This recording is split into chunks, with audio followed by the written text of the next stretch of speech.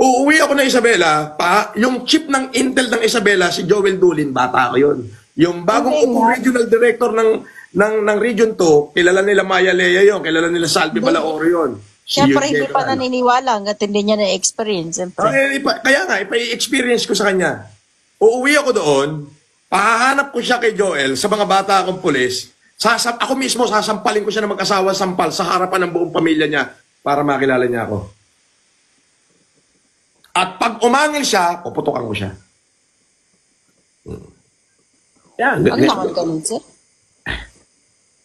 Alam mo kasi, kapag ka sinupot na kita, huwag ka nang magsalita. Ibig sabihin, I have all the reason bakit kita sinabihan ng supot. Ngayon, kung magsasalita ka ng pangit sa akin, ingungudgud kita sa harapan ng bahay mo. Ganyan ako ka-abnormal. Hindi. Naku po. Unless wala ka sa Pilipinas, mag-basher ka sa akin. Okay, safe ka nun. Boss puso mo, sino kaaway niya? Unfriend nyo yun. Block nyo yun. Yung JBL niya, supot yun.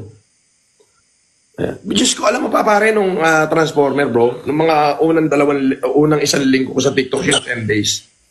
Lahat ng alam niyang nakakausap ko, nagme-message sa akin, nagre-reply ako, sinisiraan niya. Yun ang reason ba't ako lumayo. Sinisiraan niya. Yaman na yun. Tumulong na lang tayo sa tao. Kaya nga. Yaman din, sir. Yaman na yan, bro.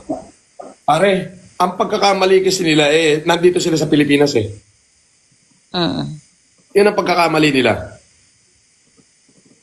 Yung mga basher ko, wala rito sa Pilipinas yan. Yung Food Genius, manood ka pare. His day are numbered. Alam mo yun? Dinumero na yung araw noon. Bakit? Nakuha na namin yung Food Genius na account eh. Nakalkal na nga namin kung saan ginawa, kung kailan ginawa, kung anong number pinanggawa. Ngayon, ipapile na namin to. So, lalabasan mo muna ng warrant, tsaka hahantingin. Ganun yun.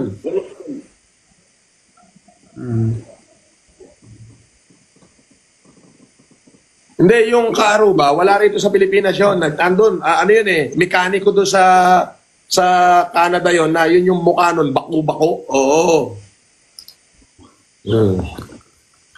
O, ikaw JBL, eto face-to-face nagsasalita ako, supot ka o kininam.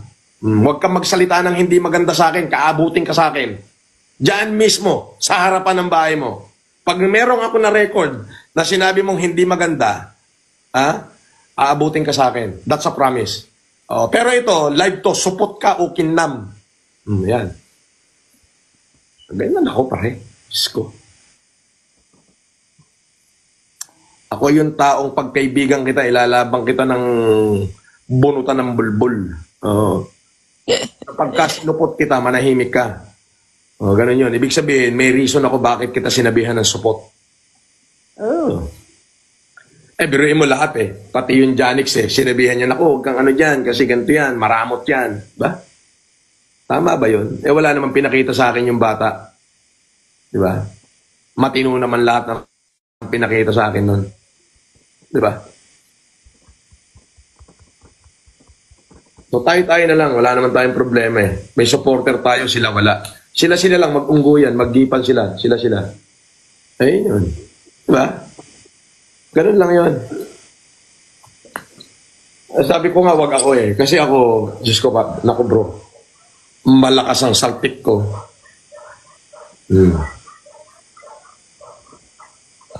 Sabagay, sa loob nga ng bahay ni Kuya, nakontrol mo lahat eh. Sa labas pa kaya. Di ba?